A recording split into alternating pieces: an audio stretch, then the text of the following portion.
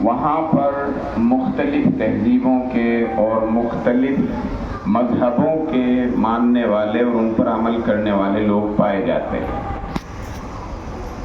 اور ہوتا یہ ہے کہ انسان اگر کسی کو بڑا سمجھنے لگے کہ یہ بڑا ہے، یا اس کے کسی بات کو بھی یا اس کی کسی چیز کو بڑا سمجھنے لگے، تو وہ اس کی تہذیب سے، یعنی رہنے سہنے، کھانے پینے، پڑھنے لکھنے کے جو طریقے ہیں، اس کو تہذیب کہتے ہیں، زبان وغیرہ. تو اس تہذیب یا کلچر یا سویلائزیشن یا سبھیتا، جو بھی آپ کہہ لیں اس کو، اس سے وہ متاثر ہوتا ہے اور معاملہ بہت دور تک پہنچتا ہے. اب ہم جب اپنی سوسائٹی پر، خاص طور سے ہندوستان کے مسلم سماج پر نظر کرتے ہیں، تو کئی ایسی بیماریاں ہیں جو اسلامی نہیں ہیں، نہ وہ اسلام سے آئی ہیں، نہ وہ اسلامی تہذیب کا حصہ ہیں، اور خاص طور سے ہماری خواتین میں پائی جاتی ہیں. اور وہ اسی اثر انداز ہونے کی وجہ ہے. یہ بچے چونکہ باتیں نہیں سمجھ پائیں گے، چاہے ان کو آپ وہ کر دیں بہتر ہوئی.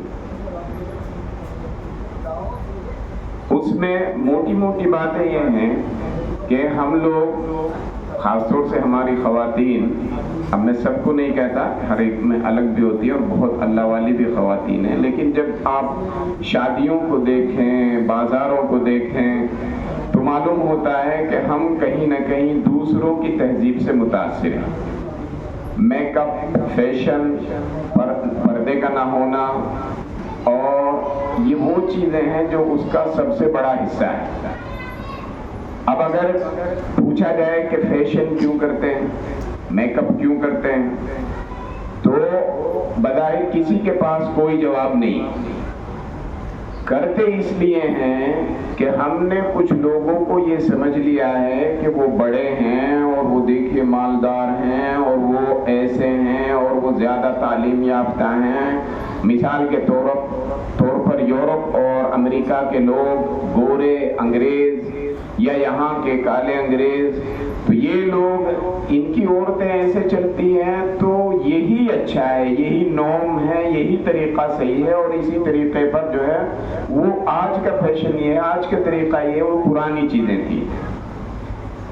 اور بظاہر اگر پوچھے کہ آپ کا کیا فائدہ ہے دنیا کا اس وقت، آپ کا کیا فائدہ ہے اس میں، تو کوئی عورت، کوئی مرد بھی یہ جواب نہیں دے پائے گا کہ اس کا کیا فائدہ ہے، کیونکہ اس میں فیشن میں حد سے زیادہ پیسے خرچ ہوتے ہیں، اوریجنلٹی ختم ہو جاتی ہے. جو انسان کے چہرے کی اوریجنلٹی ہے، 5-5, 10-10, 20-20 ہزار روپے کے جو ہے وہ شادیوں میں فیشن ہوتے ہیں. تو فائدہ کیا، الٹا نقصان ہے. لیکن یہ نقصان تو معمولی ہے. جو بڑا نقصان ہے وہ یہ ہے کہ جو ہمارے پاس سب سے بڑی نعمت تھی، اسلام، اس کی خلاف ورزی ہم کر رہے ہیں. جو ہمارے پاس دولت تھی، اس دولت کی خلاف ورزی ہم کر رہے ہیں، اس کی اہمیت کو نہیں سمجھ رہے ہیں، اور ہم جو ہے وہ اچھی چیز کے بدلے بری چیز کو لے رہے ہیں. آپ کو یہ مثال اس طرح سمجھنی پڑے گی. جن کی ہم نقل کر رہے ہیں، یہ تو بات کلیئر ہے، بالکل واضح ہے کہ یہ سب کچھ ہو رہا ہے، نقل میں ہو رہا ہے، اصل نہیں ہے. یہ نہ ہمارا طریقہ ہے، نہ ہمارے بڑوں کا طریقہ خود ہندوستان میں طریقہ رہا ہے، اور اسلام کا تو طریقہ ہے ہی نہیں. اور آج بھی جو عورتیں اسلام کے اوپر عمل کرنے والی ہیں، ان کا یہ طریقہ نہیں ہے، طریقہ دوسروں کا ہے، اور خاص طور سے ویسٹ کا ہے، جسے مغرب کہتے ہیں، ویسٹرن سویلائزیشن کہتے ہیں، ویسٹرن کلچر کہتے ہیں. خود یہاں کے جو دوسرے مذاہب کے لوگ ہیں وہ بھی اسی پر عمل کرتے ہیں، ان کا اپنا کوئی کلچر نہیں ہے. کیونکہ جب مسلمان یہاں پر مضبوط تھے تو مسلمانوں کے طریقے پر عمل کرتے تھے. آپ نے بہت سارے غیر مسلموں کو دیکھا ہوگا، ان کی عورتوں کو پرانے زمانے میں وہ بھی پردہ کیا کرتی تھی. میں ہریانہ میں گیا تو وہاں دیکھا کہ آج بھی جن کی نئی شادی ہوتی ہے وہ پردہ کرتی ہیں. تو یہ کہاں سے آ گیا؟ تو جس تہذیب سے انسان متاثر ہوتا ہے اس کی نقل کرتا ہے. تو آئیے ہم دیکھتے ہیں کہ جن کی ہم نقل کرتے ہیں ان کی عورتیں کیا کہتی ہیں اور کیا کر رہی ہیں۔ اس وقت میری بہنوں، امریکہ، برطانیہ یعنی انگلینڈ، لندن وغیرہ جہاں پر ہیں، اور یورپ کے بہت سارے ممالک میں اسلام تیزی سے پھیلا ہے، سب جانتے ہیں، اور بہت سے لوگ اپنا دین عیسائیت چھوڑ کر، یا وہ لا دین تھے، یعنی ان کا کوئی دین نہیں تھا، کوئی دین دھرم نہیں تھا، اس کو چھوڑ کر وہ اسلام پر آ رہے ہیں اور اسلام کو قبول کر رہے ہیں۔ اب بڑے ہی تعجب کی بات اس میں یہ ہے کہ ان اسلام پر آنے والوں میں سب سے زیادہ یعنی 75%، 100 میں سے 75 جو مسلمان ہو رہے ہیں وہ عورتیں ہیں، اور وہ عورتیں بھی جوان عورتیں ہیں، یعنی کہ بوڑھی ٹھیٹھی، بلکہ جوان عورتیں ہیں، وہ اسلام میں آ رہی ہیں۔ اب جب ہم تحقیق کرتے ہیں کہ یہ اسلام میں 75% عورتیں کیوں آ رہی ہیں، تو ہمیں معلوم ہوتا ہے کہ اس کی 3 بڑی وجوہات ہیں، اور تو بہت ساری وجوہات ہیں لیکن 3 بڑی وجوہات ہیں۔ ایک تو یہ کہتی ہیں کہ جو چیز ہمیں روحانیت جو اسلام میں ملی، جو دل کا سکون اسلام میں ملا، وہ کہیں نہیں ہے، کسی اور دھرم میں، کسی اور مذہب میں، کسی اور طریقے میں، کسی اور تہذیب میں یہ نہیں ہے۔ آپ کو لوگوں کو معلوم ہوگا کہ ان کی تہذیب بالکل کھلی ہوئی ہے، فحاشی ہے، عریانیت ہے، ننگا پن ہے، سب کچھ ہے، تمام چیزیں، پیسہ، سب کچھ موجود ہے، لیکن روح کا سکون نہیں۔ اسی لیے سب سے زیادہ خودکشیاں ہوتی ہیں، سب سے زیادہ اپنے آپ کو مار لیا جاتا ہے۔ جاپان اور یورپی ملکوں میں سب سے زیادہ خودکشیاں کرنے والی عورتیں ہوتی ہیں، اور انہی ملکوں میں جو ٹیکنالوجی کے حساب سے اور مال و دولت کے حساب سے بڑے ملک مانے جاتے ہیں، ان میں یہ کام ہوتا ہے۔ تو سکون نہیں ہے دنیا کا، اس لیے سکون کی تلاش میں وہ اسلام میں آتی ہیں۔ ہمارے پاس خود پہلے سے اسلام ہے، لیکن چونکہ ہم اس پر عمل نہیں کرتے تو سکون کیسے ملے گا؟ جیسے اگر کوئی دوائی نہ کھائے، اگر کوئی دوائی نہ کھائے تو اس کو سکون نہیں مل سکتا۔ درد ہو، کوئی بیماری ہو، اس کی اچھی سے اچھی بھی دوائی اس کے پاس ہو اور وہ نہ کھائے تو اس کو سکون مل سکتا ہے؟ نہیں مل سکتا نا۔ تو جب اسلام پر عمل نہیں ہوگا تو کیسے سکون ملے گا؟ ان لوگوں نے جہنم دیکھی ہے، ایک طرح سے ایک مصیبت دیکھی ہے، وہاں کی عورتوں کا جو حال ہے وہ بہت برا ہے۔ بظاہر کیمرے میں یا ٹی وی میں یا جو ہے سوشل میڈیا پر جو دکھتا ہے وہ نہیں ہوتا، وہ حقیقت کی دنیا کے بالکل خلاف ہے۔ تو ان کا جو انہوں نے اس چیز کو جہنم سے نکل کر جب وہ اسلام میں آتی ہیں تو ان کو جو سکون حاصل ہوتا ہے وہ کہتی ہیں کہ ہم الفاظ میں اس کو بیان نہیں کر سکتے، اس کو نہیں بتا سکتے۔ یہ صورتحال۔ دوسری بڑی وجہ وہ ہے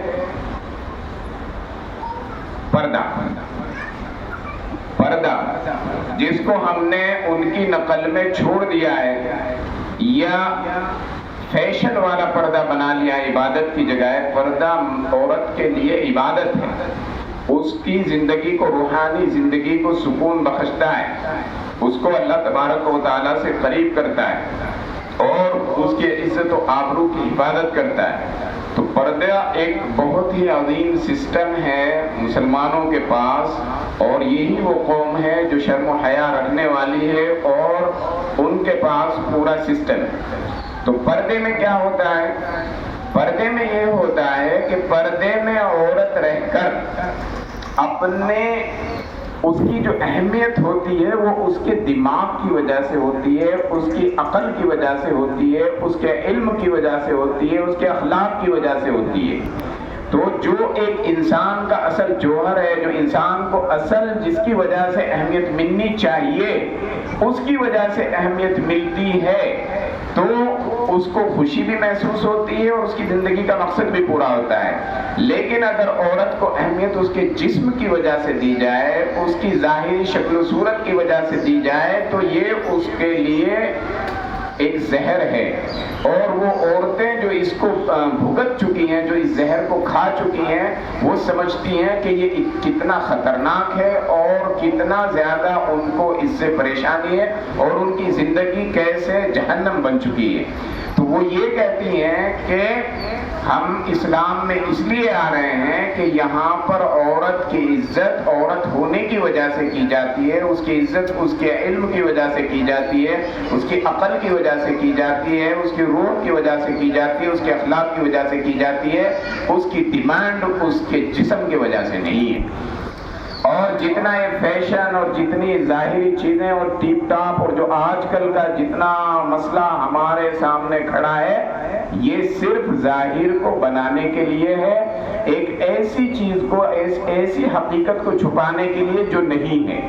میں نے ایک مرتبہ غور و فکر کیا کہ ہندوستان کا مسئلہ کیا ہے، باہر رہ کر تھوڑا سا ہو گیا تھا کہ کیوں لوگ یہاں زیادہ پریشان ہیں، عورتیں بھی مرد بھی، اور خاص طور سے عورتیں اور سب پریشان کیوں ہیں اتنے زیادہ؟ تو پریشانی کی ایک وجہ یہ سمجھ میں آئی کہ انسان وہ چیز دکھانے کی کوشش کرتا ہے جو وہ ہے نہیں۔ یعنی ایک عورت اگر جو ہے وہ اتنی زیادہ گوری نہیں ہے تو وہ اپنے آپ کو میک اپ کے ذریعے گورا کرنے کی پیش کرتی ہے۔ ایک آدمی کے پاس اتنے پیسے نہیں لیکن وہ اپنے آپ کو مالدار دکھانے کے لیے لوگوں کے شادیوں میں بیجا خرچ کرتا ہے۔ تو یعنی جو وہ نہیں ہے اس کو اپنے آپ کو ظاہر کرنے کے